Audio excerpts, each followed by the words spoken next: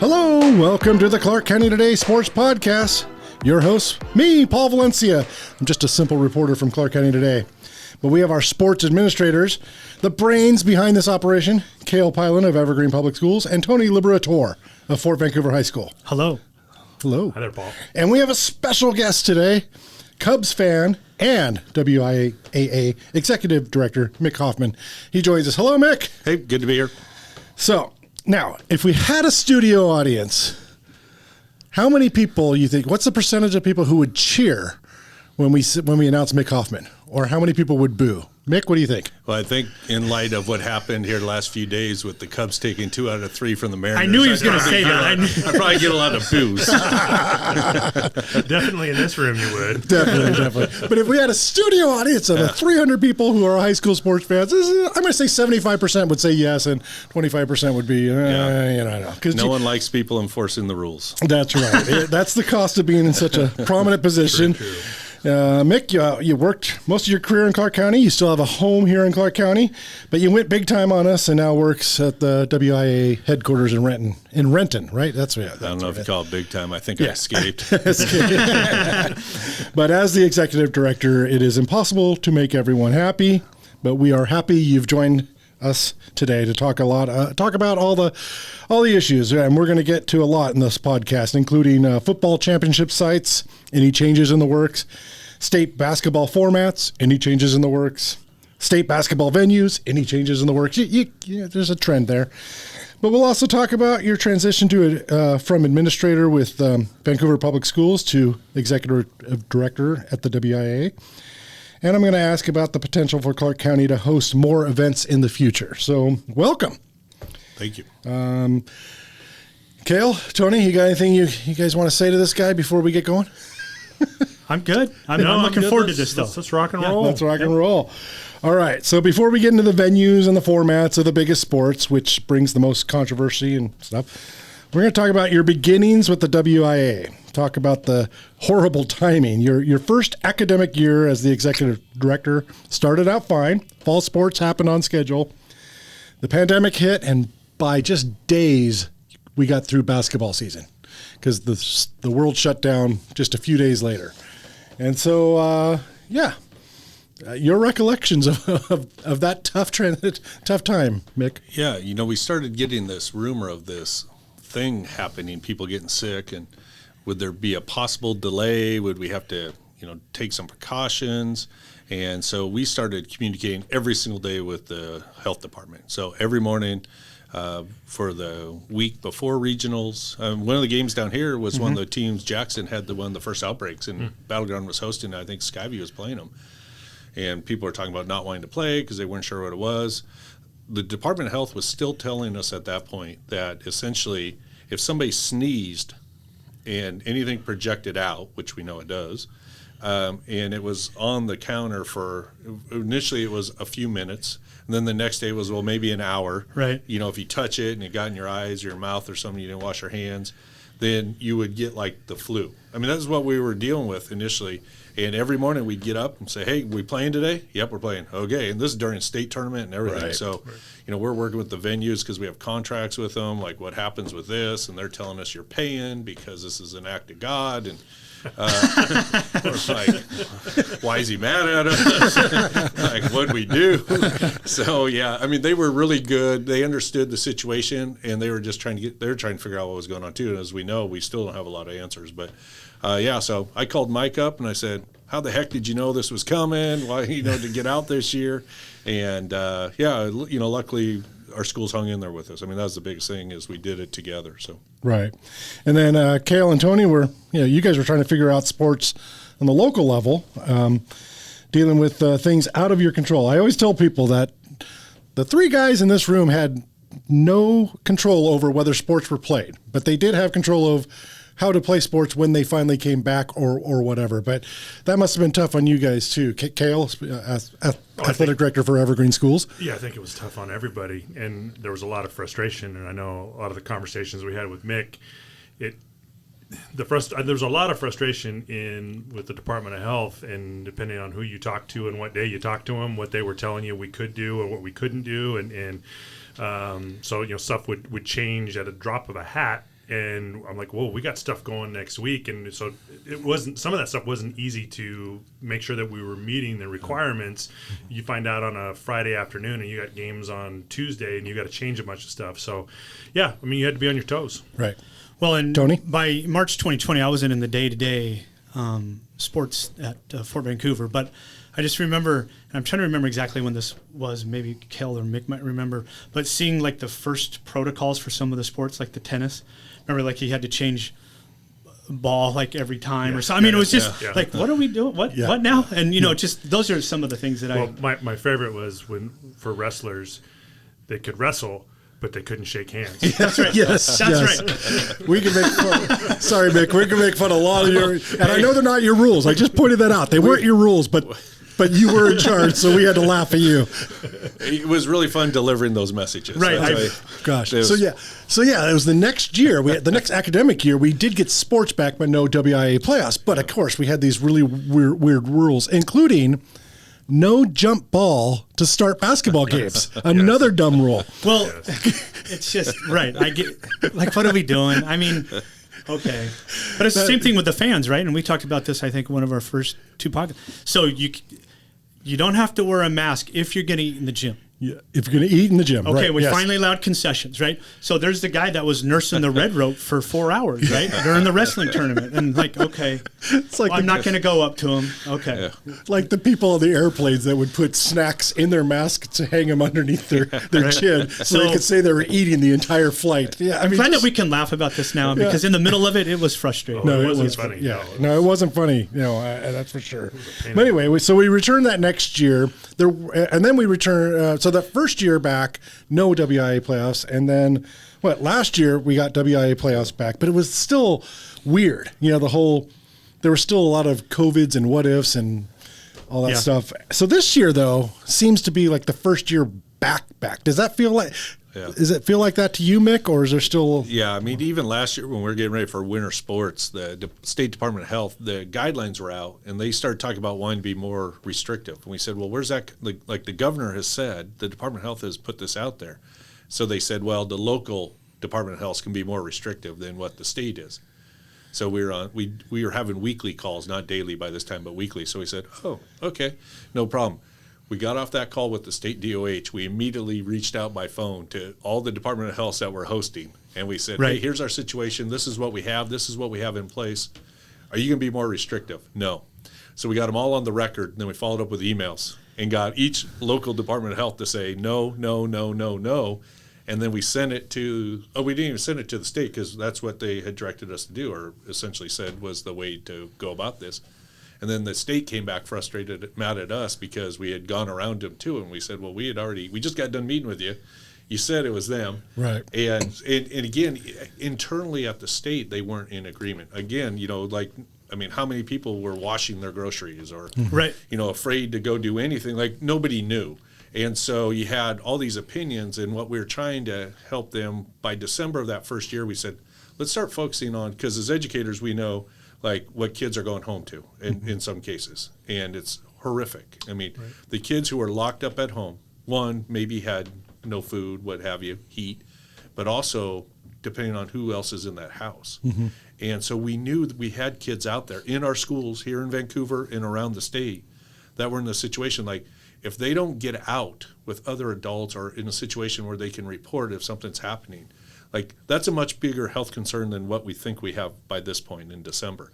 And so we really tried to along with the mental health, social emotional, but just the physical health argument as well. So that's really where we went as an association to the Department of Health to get them to see beyond, this the actual COVID itself. Right. Because at that point, we didn't really know what it was anyway. But we knew what was going on in homes.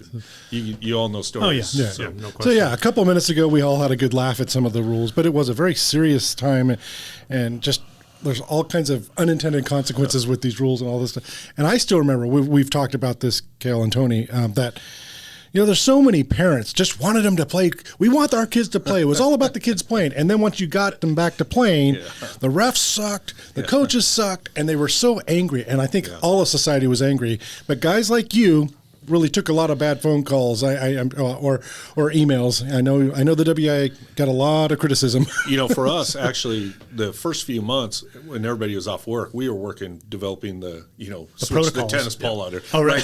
What can we get past? And so schools were saying, hey, this is boring, right? And we started making our rules in pencil. At the end, they're in smoke. We just blew them away. We'd start over the next day because something would change.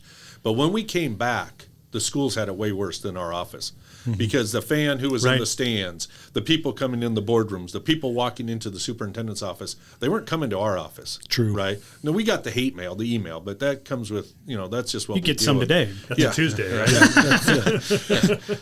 But they were dealing with it. I mean, it was in your face in the schools. The boards were getting overrun and board meetings and all that. And so thankfully, at the start of this year, we didn't even bring this out to our schools, but the Department of Health came to us and they said, hey, we think if you have 3 or more cases, you need to shut down the team at the start of the year. Right. I remember. And they were talking about requiring testing again. Yes. And we said, wait a minute. So, 3 on a volleyball team, 25%. Okay, maybe there's some type of issue pattern here. But 3 on a football team of 125, you're going to shut it down in an outdoor sport? Yeah. So they asked us to come up with language. We gave them some language, and then they just never came back to us.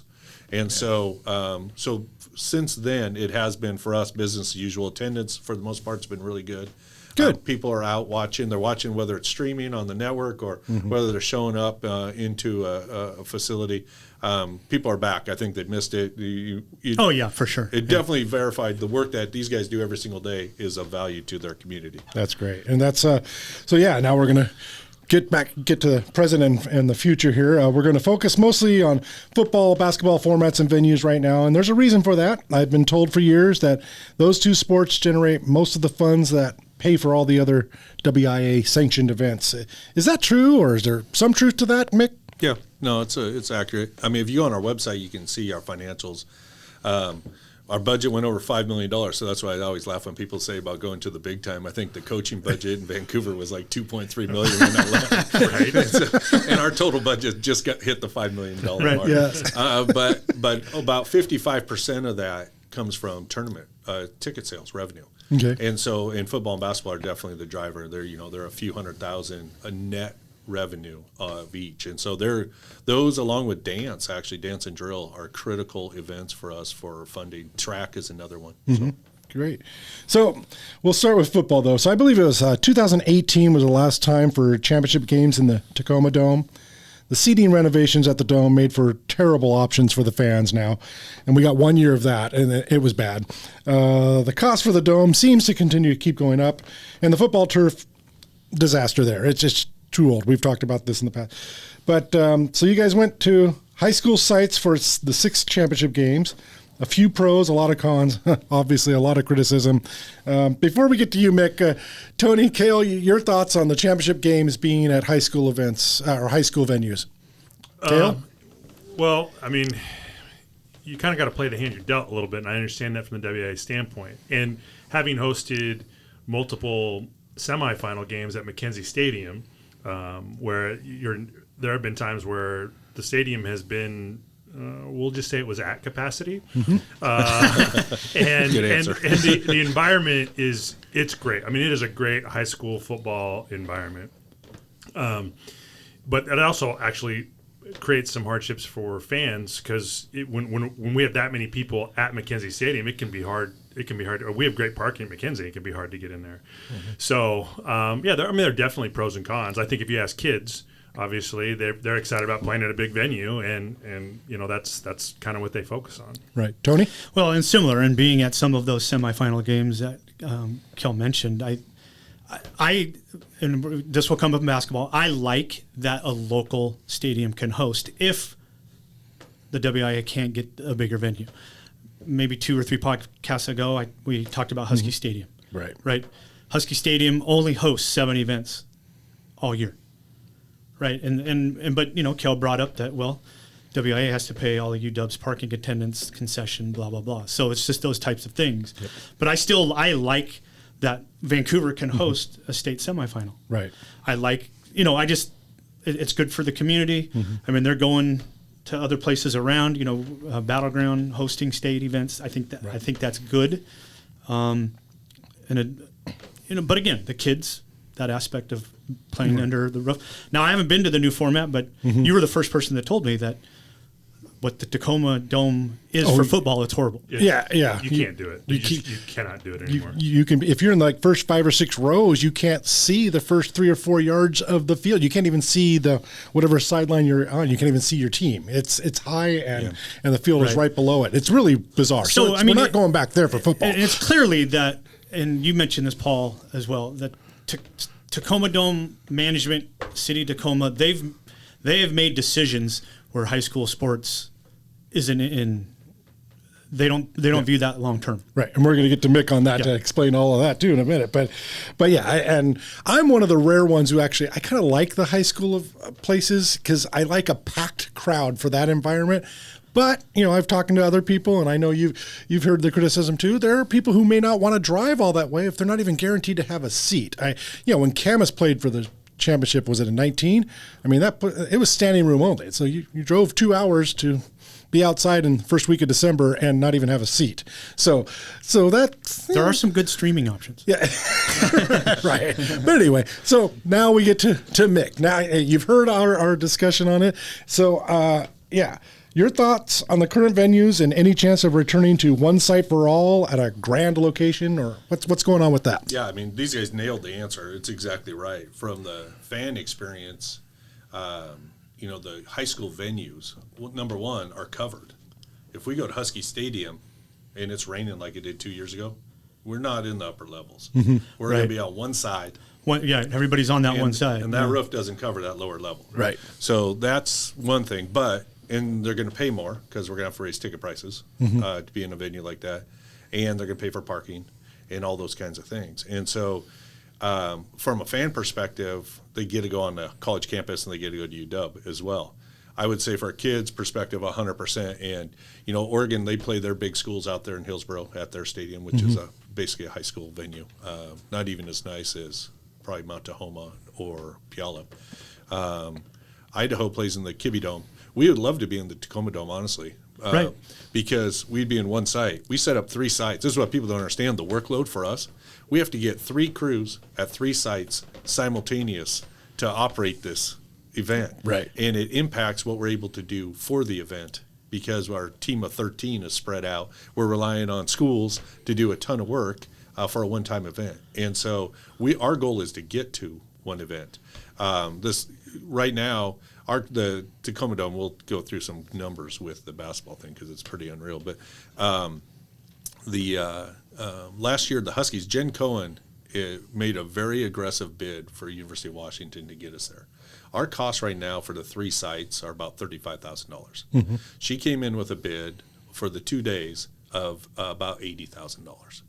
So it was about a $60,000 delta with some other added costs that would come to it. For us as a staff, we look at it and they go, one event, one site, this is great. Right. But what it means is somebody's playing at like 10 or 11 a.m. on Friday. Right. In Seattle. Right. So would it be like three on one day, 3 on the next, that kind of thing? And it's not going to be the 3A, 4A's playing at that time. I'll tell you that right now because we got to have butts in the seats to help pay for the facility. And so the 1Bs and 2Bs, and to their defense, they would love to play in a stadium like that. I mean, even the high school stadiums for some of them, a lot of them are getting some pretty nice facilities at those small schools. Yeah. But, it's not much of an upgrade. But, and I talked to my counterpart in Wyoming, and they go to the University of Wyoming. University of Wyoming covers it for them, right? They get it. There's a little bit of cost for them, but not much. It's a little different environment. And he said, I just met with him this winter after their state championships, and I said, Ron, tell me about that. And he goes, and it goes back to Cale's comment. He said, the look on those kids' face running on that field, because most of them will never play on a field like that. Yep. Right. So for us, that's what we're working on. So that's why we're working so hard on alternative revenue streams, because if we're going to take a $60,000 hit, I mean, our attendance this year for 6 state championship football games was barely 10,500 total. I mean, you think some of your rivalry I would games, have guessed it was that low. Yeah, 10,500. We've been averaging right on 11 to 12,000, and the drop we used to be up around 20,000 was before that decision was made. Because that decision to go outdoors, that was another thing I appreciate Mike for, is he got that decision done in the spring, and I came in. We got along. So Colby's really left you. But they made the decision. The board made the decision because of what they saw with attendance. I mean, it was down to 13, 14,000. Even at the Tacoma Dome, it's down to 13, 14. It was dropping fast. Right. And like this year, our semifinal football was way up. Way up. We had 30,000. We were about I'd have to remember, I didn't bring my numbers, about 4,000 or 5,000 increase from last year. And so it's like, okay, well, they're playing in high school stadiums, not as nice as a couple of the ones we play in, but they're local games, right? And so that's the other piece is we know going to a stadium might draw a few more people. So, we're working with UW. Andy Barnes leads us for us. We're right now we're going through every tournament, every sport, and doing we got committees looking at a tournament review. Right. And to come up with what are some possible changes to it, whether it's format, whether it's location, venue, and then we're going to take that to the board in June, and we're going to say, okay, prioritize these.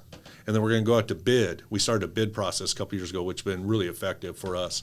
And we're going to ask communities to bid who's interested in it. So, UW will take a shot at it again. The Seahawks didn't even bid. Sure. They said, we can't even come close to what the Huskies are doing. It's $100,000 a day to open our stadium. Good Lord. Gosh. Wow. So at that point. But you'd also like to think that the billionaire NFL operations would be able to cut into that a little bit. So come on, Cam. Where are the Camus boosters? Come on, Camus. I'll tell you, we're working the Mariners. They're hosting that. So we're like pushing rocks everywhere. So the Mariners reached out a couple months ago because they're hosting that Winter Classic with the Kraken next year. Yeah. And so they said, hey, we're going to have to replace it. What do you think about doing football back in here? Oh. So we met with them. Good idea. And we had the same conversation with them, and their cost is still, we haven't been able to sit down. The email, I need to make sure I understand what they sent me. But, it's 60,000 open the stadium, 20,000 do the turf. We said, hey, if we could stretch that out over 3 weeks and do state soccer there. Turn around and do semifinal football there, and then turn around and do state football. Can the turf? Can your guys keep the field? Because we'd be playing from left field to the first base dugout, and we'd only need part of the stadium for seating there along that third base side. So we haven't given up on that yet, but that's really interesting. It's not looking like UW is still looking like our best alternative. So again, it depends. If it's the student experience, it's probably UW. If it's sustainability long term, do we raise membership fees? I mean, I know schools are flush with cash, right? That's what I'm and so, like, how do we make up this 60? Or can we do it through our streaming and online ticketing and some of the things we're doing to generate extra revenue? So whatever money we make, we're going to put back in. So if our budget goes up $5 million in revenues, we're going to spend $5 million. I mean, it's an in and out account essentially. So I've got a crazy idea I'm going to share. I brought this up years and years ago, but nobody listens to me, and that's okay. That's okay. I'm not important. But if we don't go to a one venue place, like Husky Stadium or something, I just think it'd be really cool if we kind of bid it out and it'd be like a city or a county, like Clark County 2026. And so everyone knows it's almost like a Super Bowl city.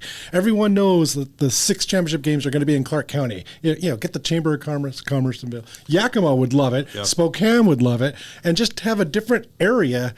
And so the whole goal is to get to Vancouver in 2026, get to Spokane in 2027, something like that, where it can change every year. And I know that's crazy, but it would be really cool if you can get sponsorship, local sponsorship to say. They used to do something like that with the spring. Spring Fest. But what you're talking about, Paul, is what our bid process is. That's why we go out to bid. So baseball, for big school baseball, we've been at Geisa Stadium in Tri-Cities, and it's moving over to, here Geisa is our primary sponsor. We're moving out of their stadium in Tri-Cities because Bellingham and Everett came back with a bid through their chambers and their local community, and they're going to feed the teams. They're going to provide things for each student. They're going to put the umpires up in hotels, and it defrays a ton of our cost. And so we're trying. That's what we're doing with this. That's why our goal is when we bring this to the board and it's bid out over the summer into September.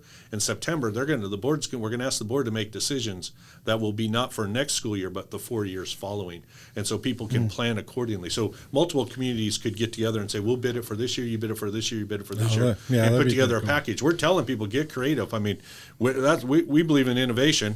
It drives some people crazy, but it's like, I don't think there's a bad idea. I mean, we might as well look at it. Right. So, Yeah, I just think it'd be fun to. Well, and that's it's a community out, like you're saying. It's a community getting together and having some foresight. And those communities have to figure the revenue it's going to generate for them, because if everybody were coming to Vancouver, Clark County, I mean, we're in a corner, so people are going to be staying the night. They're going to be hitting our restaurants. Right, and Yakima, that's why we're in Yakima so much. They figured it out. We're 26% of their tourism, right? Wow. And so they figured it's about 16 to 18 million a year that they make. And so when we go over there, we pay the dome. They're reasonable.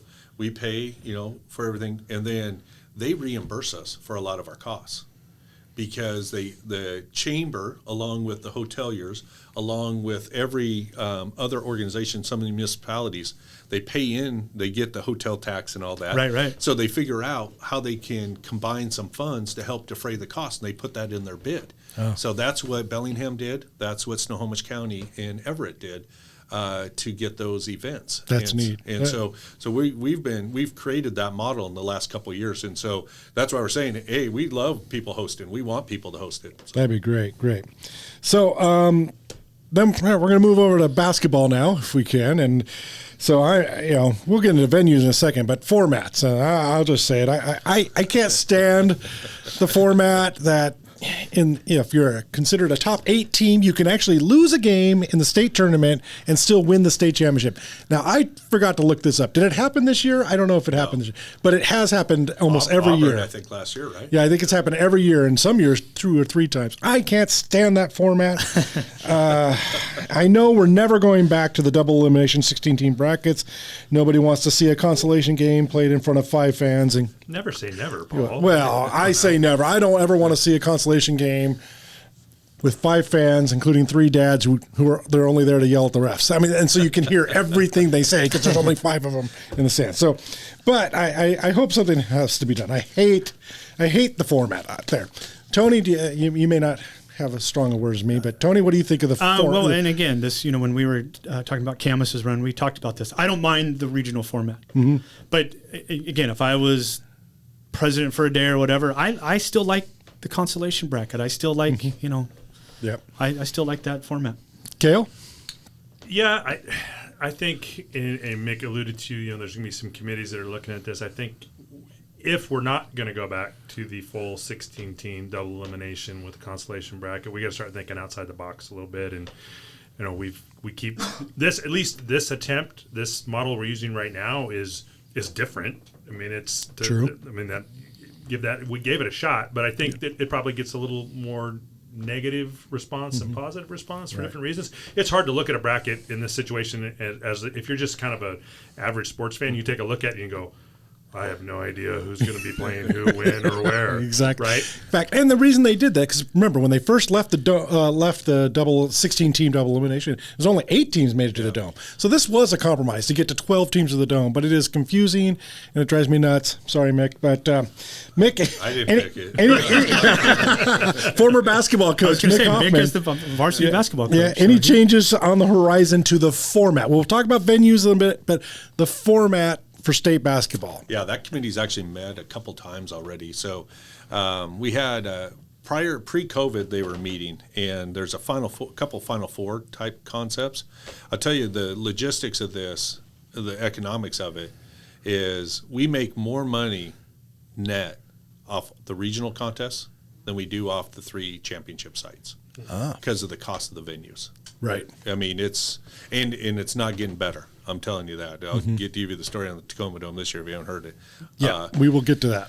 But so being in those big venues for multiple days. So when we play those consolation games with 5 fans, we're paying for 3 cops at $180 an hour, 2 EMTs at $263 an hour, and 100 some ushers at. I don't even want to put those numbers down.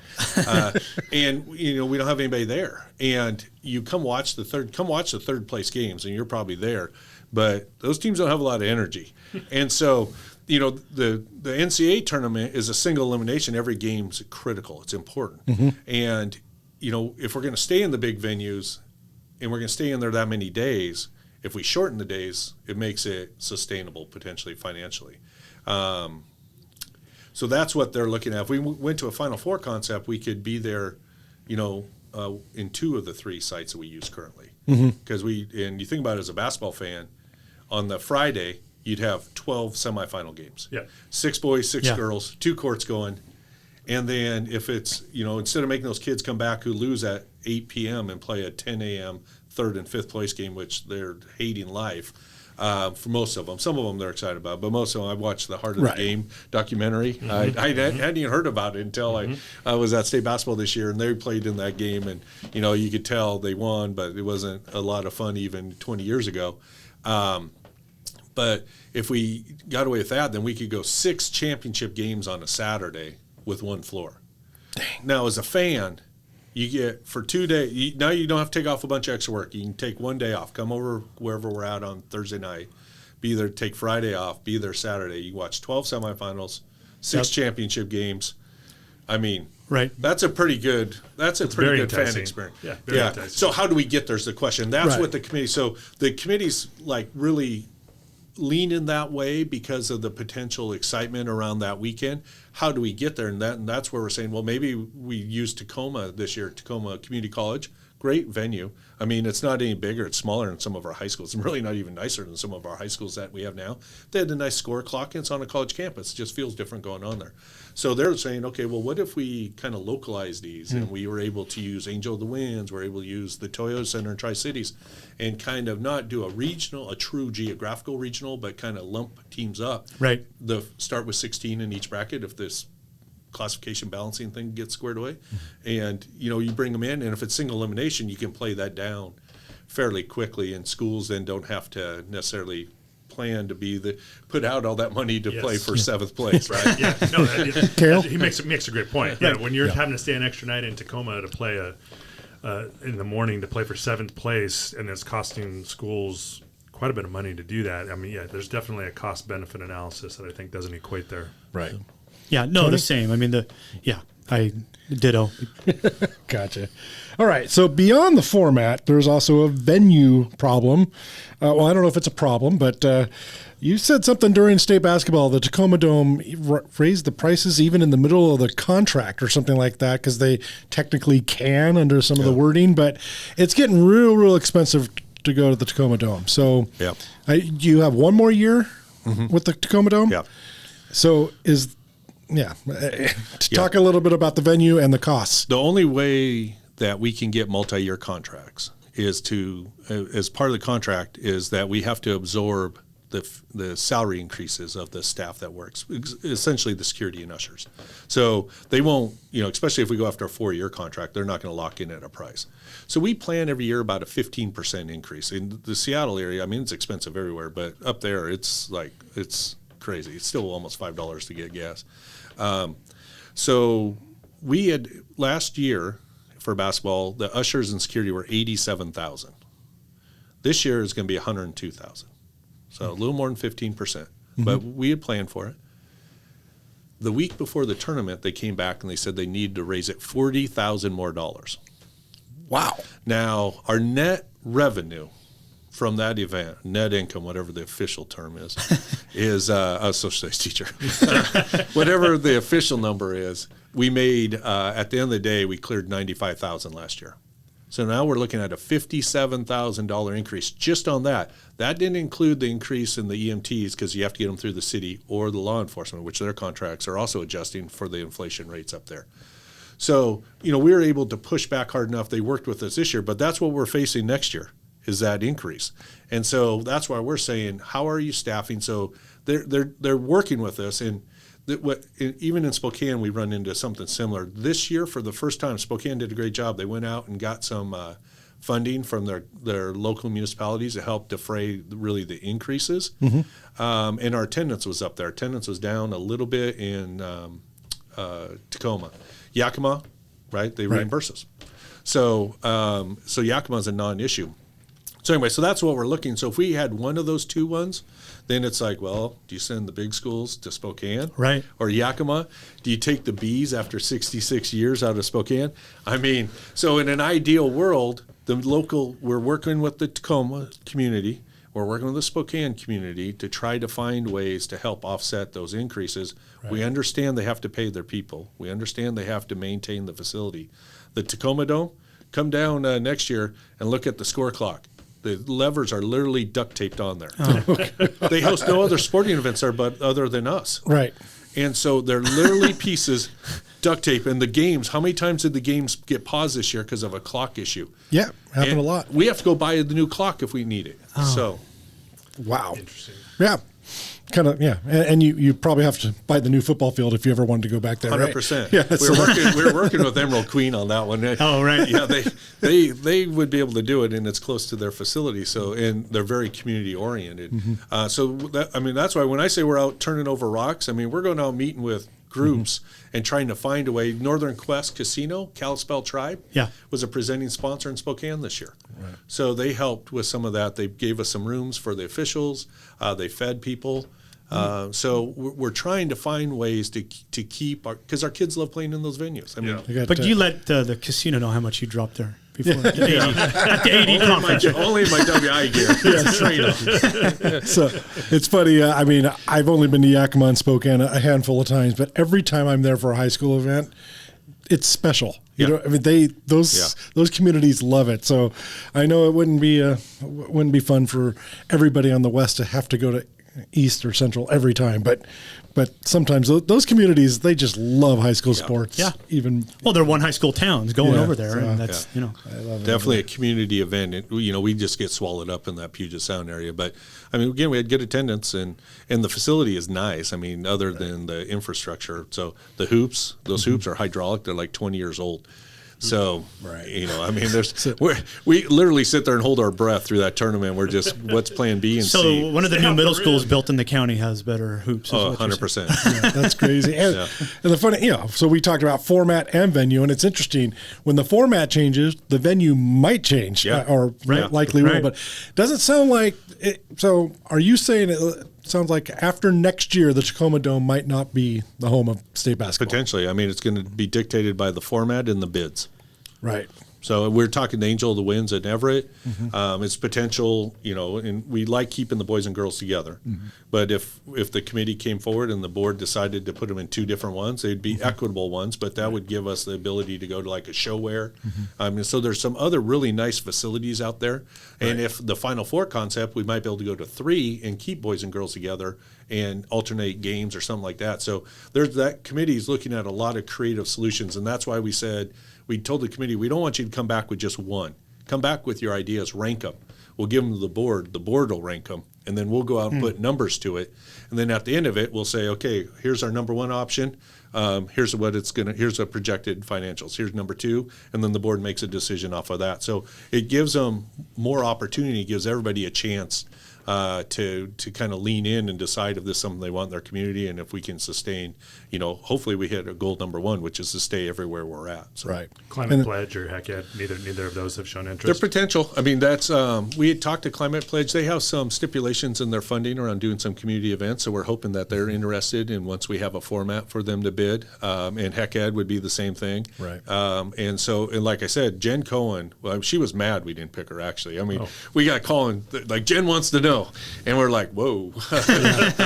Nothing, I'm an Oregon State guy, so nothing against the Huskies, but sure. So we just said, well, at this point, the board wasn't ready to do that for 2 years, but we're going to gear up. Now, that could change. I'm not going to say we would do it next year, but we're definitely taking a look at where we're at with our financials as we finish up the spring, as we're in these conversations with the board and the facilities through this. So Mick, it's fall 24 or fall 25? It would be fall of 24. Okay. So it is next year. Okay. Yeah. Well, this fall a year of from 23. Yeah. Right, that's what I meant. Yeah. And it's interesting. I've been doing this for 20 years or more than 20 years in Clark County. I remember 2 years they did at then the Key Arena and also the University of Washington for 3A basketball. And it was interesting because we had 3 or 4 teams. So you're driving from that's not a fun drive on a Friday. Oh, good. Right. Between those two venues. That was 20 years ago. Yeah. I'm late today because driving through that area at 12:30 on a Thursday. It's a nightmare.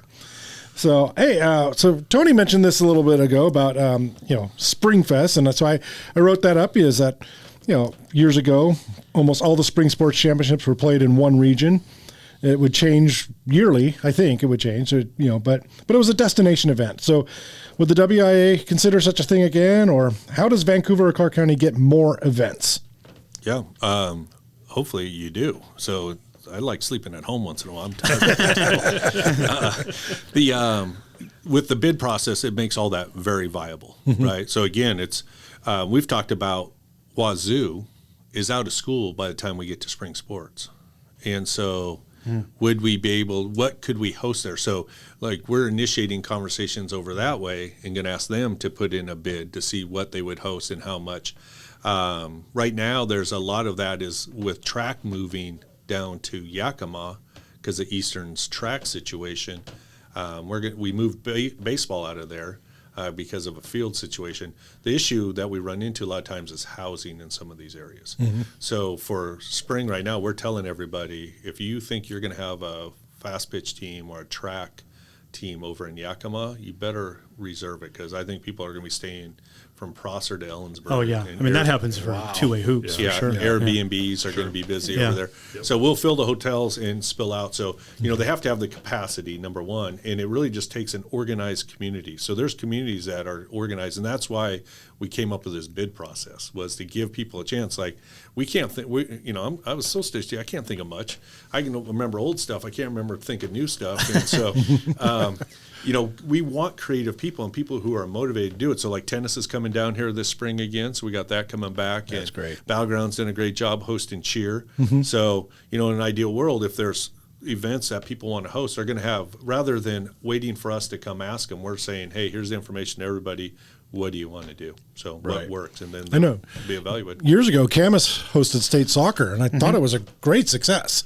And that was before Doc Harris had been remodeled. I was going to say, that was the old Doc Harris. So why couldn't they get 2 soccer championships here? Easy. But to Mick's point, there has to be a want to. Yeah. Right? Yeah. You have to go get it. And I know in some instances, it's kind of the opposite, right? You've talked about regional basketball. It's finding people that are willing to open their gyms up, and that's a long work day for folks. It is, yeah. And I know Battlegrounds had, 6 games there over Friday and Saturday before, and that was a long day, that Saturday with 4 games. But getting people to volunteer. Going back, you guys had mentioned this. So last year in Spokane, their chamber estimated the economic impact of B basketball a year ago at $4.2 million for that one weekend.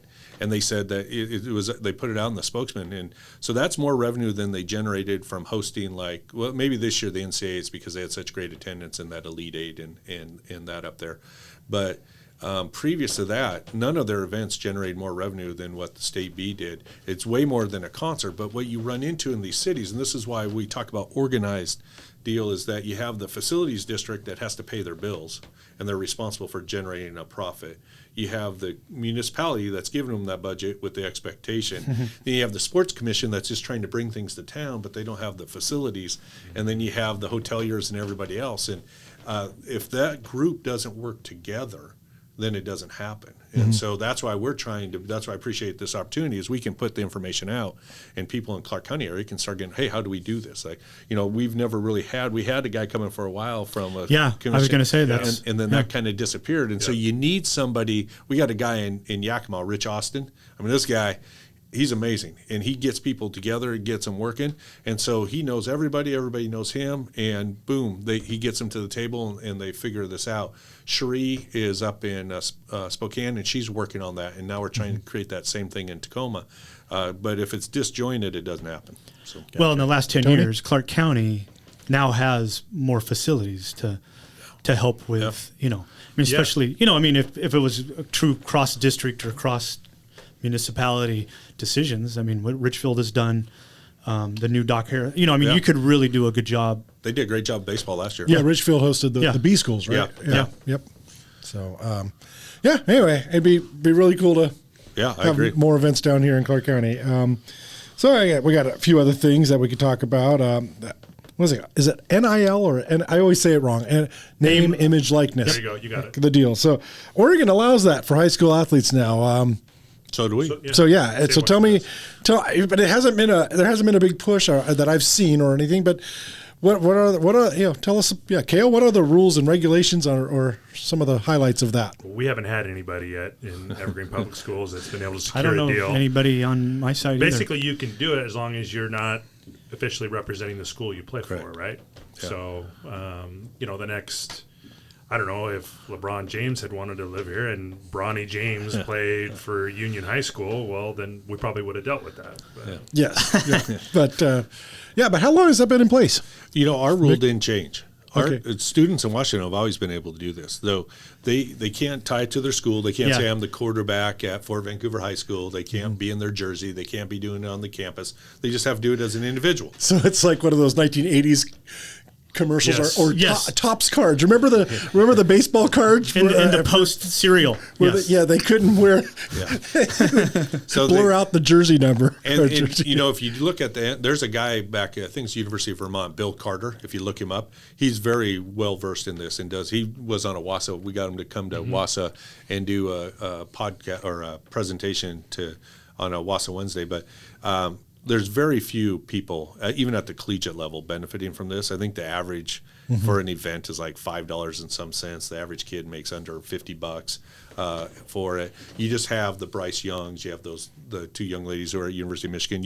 Or Miami. You just have some that make Hugh Haley, Van Lith. You have a few that make big money, but for the most part, and it's same at the high school. It's just. Right. Yeah, the high school's even going to be a lot less. But I know we have an athlete in Clark. I'm not going to mention her name, but she's got 50,000 Instagram followers from. She finds the right sponsor. Then, right?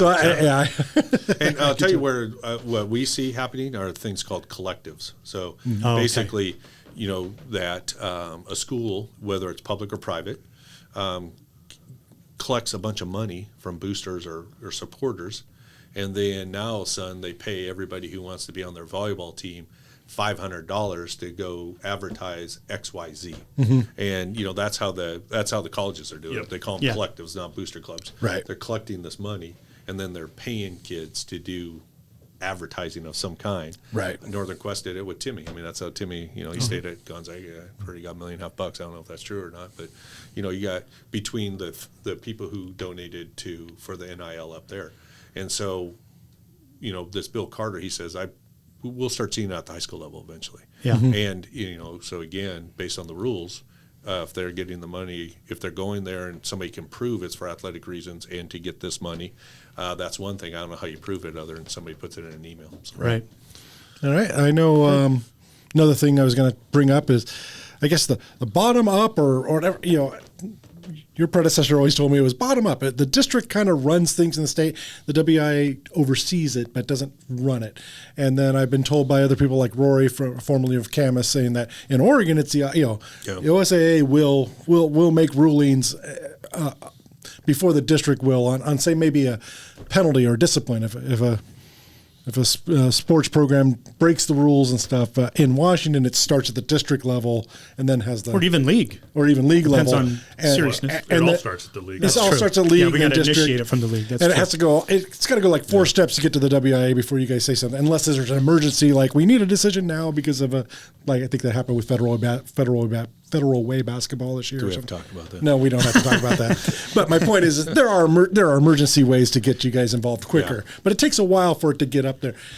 Do you want that responsibility, or do you want some governing body at the state to create the penalties, or I don't know, do you want that, Mick? Yeah, for me, our schools do a pretty good job of policing each other. Honestly, I mean they're rule followers, and again going back to being a social studies teacher, it's the ultimate democracy. Right? I mean, people have local control; they get to decide who's in their league. The frustrating part is, I always say, everybody wants local control till it's a super hard decision, and they want to pass it off. But for the most part, our schools don't do that. And they'll get it organized. They'll work a lot of it out. We don't have a staff big enough to manage all that. We have 12 full-time employees with a paid intern as our 13th person. Wow. And we run 120-some state events on top of everything else. So it's really not feasible for us to be able to – that's why if you look at our staffing compared to – some people are dealing with staffing issues. But if you compare us to other states with 13, you go, oh, well, yeah, that's a like-sized state. But we also have 400-some middle schools that most people don't serve. And so we have 13 for 800 schools. We don't have the capacity to do that, in all honesty. Right. And it actually works out because a lot of those issues are settled before they become a big deal. And then if it gets to that postseason point where something has to be done, or if schools can't agree or take care of it, are people abusing the rules? Yeah. They're going to abuse the rules in Oregon, too, if you go over there. Yeah. So people are going to find a way around the rules if they really want to get around the rules. So I like it in that we're saying, well, hey, we trust our membership. Right? You take care of yourselves. Let us know how we can help. Right. It'd be easier if we had total control, but I do prefer the process. Yeah, and I think Tony? one of the my learnings as AD was, just to stay on this fifth grade social studies theme, right? Which is the WIAA only does what the member schools tells it to do. I mean, there is that, it's not a direct correlation between the three branches of government, but there is some of that. And it was surprising to me. I thought it would be more top down. But when we had to work through those things, either at Columbia River or League School, the District 4, I thought they were always fair. Right. And and it was a good process. And so that's my experience. I can't tell you how many times I've called Cale, and he's been on the road to a District 4 something, District 4 this, District 4 that. Right. And so I've talked to you many, many, many times over the years when you're driving up to I-5 or driving back. You've been a part of these things a long time. What are your thoughts on bottom up as far as discipline or whatever comes up, eligibility, things like that? I think it depends on how functional each one of our districts really is. Yeah. And we're fortunate in District 4. In District 4 we have just a wide array of sizes of schools and sizes of school districts. And so it's important that, representing 4A and 3A schools, when I'm sitting at a District 4 and District 4 issue and it's a B or a 1B or a 2B issue, to really understand what their issue is and how that process works. Likewise, it's important for them to understand our issues, and I think that makes District 4 maybe a little unique across the state, and that we work well together in that standpoint. Right. So it takes the onus is on us to act like adults who put kids first, and the kids that are in my brick and mortar buildings are no more important or less important than the kids that are in the brick and mortar buildings that Tony works with, and that we're here to do what's right and not what just is best for our kids or to give our kids a leg up. And when that happens, it's great. Yeah. When that doesn't happen, it can get a little frustrating at times. No, go ahead. I was going to say, and it's tough on the whole conflict of interest thing, because we know there's a lot of ADs, or were a lot of ADs that were also coaches, and so you're actually making decisions on disciplining a rival school, maybe, and it does bring up some potential of a conflict. The vast majority of the time, Paul, it's not other schools trying to discipline other schools. Right. And that is my experience too. It's that the school realizes, oops, we messed up. We didn't mess up on purpose. Or if we had a coach who did, now the school is dealing with it. But it's the school who's presenting what the violation was, and this is what we're going to do. And then we decide collectively kind of, okay, is that good? Or do we need to go further with that? So, most of it is self-reporting. Is that right? I would say 99.9% of everything that I have ever dealt with as an athletic director was self-reported. That's pretty cool. And there's a provision that, and these guys, they're exactly right. And what we're seeing from around the state is where we're spending our energy is working with those district directors. And now we're going to start meeting with league presidents to make sure everybody's well-versed in the process. Because of our 400 schools, we're going to have about 100 new ADs every single year. So when you're a self-reliant, self-governing organization and you have 25% turnover, there's some gaps. So fortunately, we have people like this, Tony and Cale. I mean, we lost Tony directly out of athletics, but he's been there. I know he's been helping James and supporting in the school district still. But you have people in those meetings that can go, hey, wait a minute. And they're fair and they act with integrity, so it keeps the system. And that the other piece is when the school self-reports, you think about what's the purpose of discipline? It's to change behavior, right? It's not to punish; it's to change behavior. So you just need that. You only punish if their behavior is not changing. So if they don't do it at that level, it has to go to the state level, and the state board takes a look at those. So they come through our office. So we have people in the office who are kind of screening those, and they're like, "Hey, wait a minute, Cale, we saw this came through District 4. What happened?" Or call Tim Graham, the district director. They'll say, "No, actually, here's what it was." Da, da, da. Okay, great. So when it goes before the board, their board members are able to speak to that. So we say, okay, just make sure, that you have your board member tuned up and, Scott's ready to speak to it. And we have seen that work really well. And what we found in the rule book was we're supposed to have this penalty review council, right? Right. Yep. So when people are dealing with issues, they're calling us and they're asking us for the penalty. Well, that's not our place. Our place is to say, here's what we know happens. But there's actually a provision in there where you have a group of people who you could call for advice. So since we're set up in these 9 districts, soon to be 6 with this consolidation after a year, we got 5 of those district directors on there.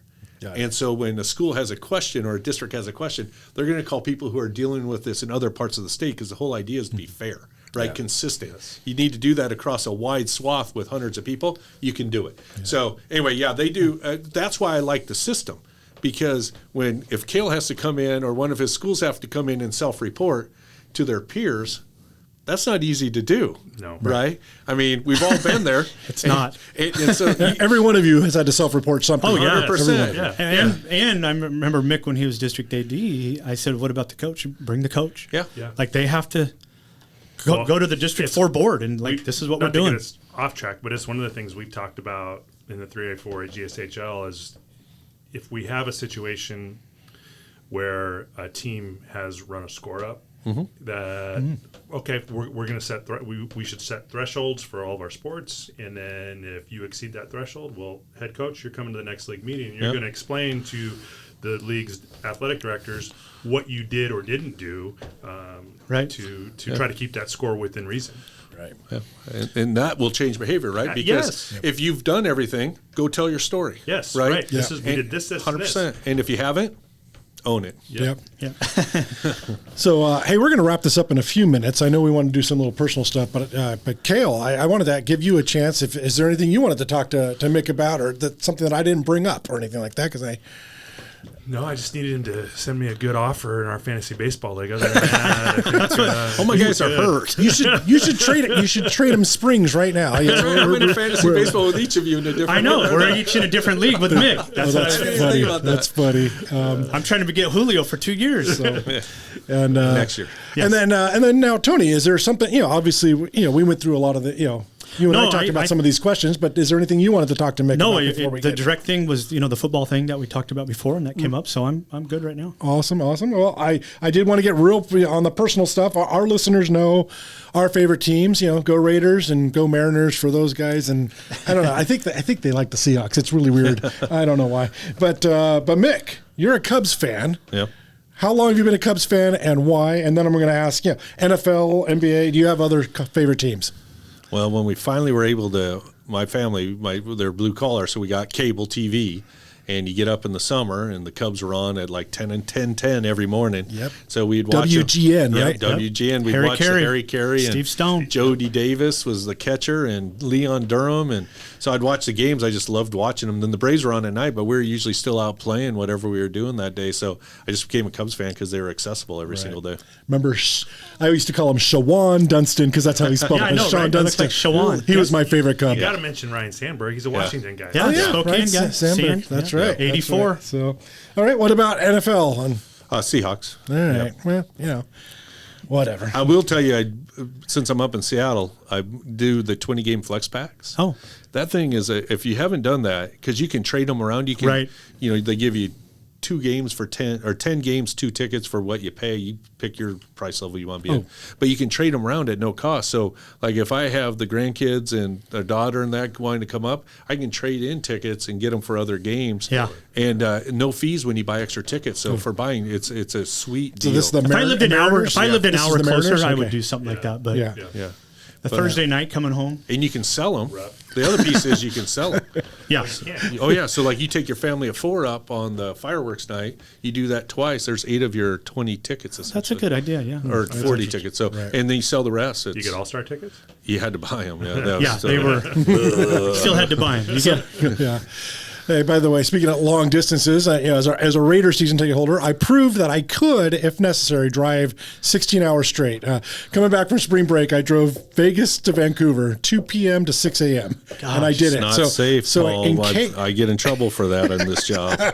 So in case my flight gets canceled on a Saturday, I can just start driving to Vegas, for the Raider game. So, but yeah, college. You said Oregon State and Wazoo, yeah, and Wazoo. I'm an underdog fan. Yeah, I grew up in Oregon until I got in high school. So the Ducks and the Beavs would be zeros, playing the what was known as the Civil War. Yeah, Civic Stadium. Hoping to get one team, hoping to get their first win. Either team they'd tie 3-3. Exactly. Yeah, gotcha. Well, we appreciate this, Mick, Clark County guy, and the WIA. Oh, I said it wrong. WIAA executive director. But we appreciate this. Yes, and thank you, Mick. You're welcome anytime. And when or if these venues or formats change, you got to come back and explain what happened. Absolutely. Cale, Tony, got anything else? Nope. Thanks again. Appreciate all the work. Yeah, it's great catching up with you guys. Thanks. Thank you very much, everybody. We'll see you next time.